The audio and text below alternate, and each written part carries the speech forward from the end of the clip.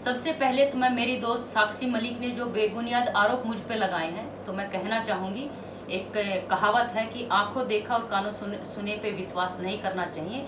और ये कहावत जो है साक्षी बहन की बातों पे चरितार्थ होता है। और आपने देखा होगा कि जो परमिशन लेटर साक्षी बहन दिखा रही है उसके ऊपर कहीं भी मेरे हस्ताक्षर नहीं है और कहीं भी ऐसा कोई प्रत्यक्ष प्रमाण नहीं है। और साक्षी बहन, अगर आपको राजनीति करनी है तो आप खुलकर आइए, किसी की भावनाओं के और संवेदनाओं के साथ खिलवाड़ मत कीजिए। जैसे बहन अपनी वीडियो में कह रही है कि हमारे ऊपर राजनीतिक आरोप लग रहे हैं और दीपेंद्र हुड्डा का नाम लेकर हम पे आरोप लगाए जा रहे हैं, तो आज तक साक्षी बहन न तो किसी कांग्रेस पार्टी के किसी प्रवक्ता ने उसके ऊपर बयान दिया है और न ही कांग्रेस पार्टी के किसी नेता ने अपने बचाव में बयान दिया है। बावजूद इसके कि आप उनको काउंटर करने के लिए हर आदमी को आप ही जवाब दे रही हैं। और मुझे तो समझ नहीं आ रहा कि आप पहलवानों की पक्ष की बात कर रहे हैं या कांग्रेस के प्रवक्ता के तौर पर आप बयान दे रही हैं। और दीपेंद्र हुड्डा जी, जिस तरह से आप व्यवस्था में बैठे लोगों के ऊपर सवाल कर रहे हैं, तो तब आप कहाँ थे जब 2012 से लगातार हरियाणा कुश्ती संघ के 10 साल तक अध्यक्ष के पद पर बैठे थे? क्या कभी आपने कभी महिला पहलवानों की सूध ली? क्या आपने उनसे कभी उनके दुख दर्द तकलीफ को जानने की कोशिश की?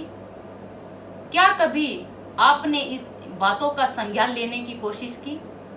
लेकिन साक्षी बहन जो है इस धरने को जो लीड कर रही थी, वह कांग्रेस की कठपुतली की तरह काम कर रही थी। उनका पूरा नियंत्रण जो है धरने के बैठे लोगों के ऊपर था।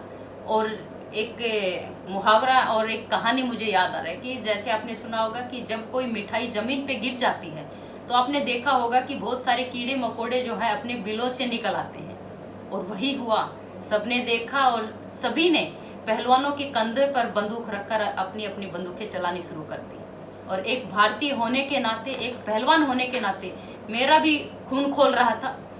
लेकिन साक्षी वीडियो में ये जितनी बचकानी बातें कर रही थी, कितना भोला बनने की कोशिश कर रही थी, और अब सारा बोझ जो है वो औरों के कंधों पर डालकर खुद पाक साफ होना चाहते हैं। कितना शातिर दिमाग है साक्षी बहन आपका।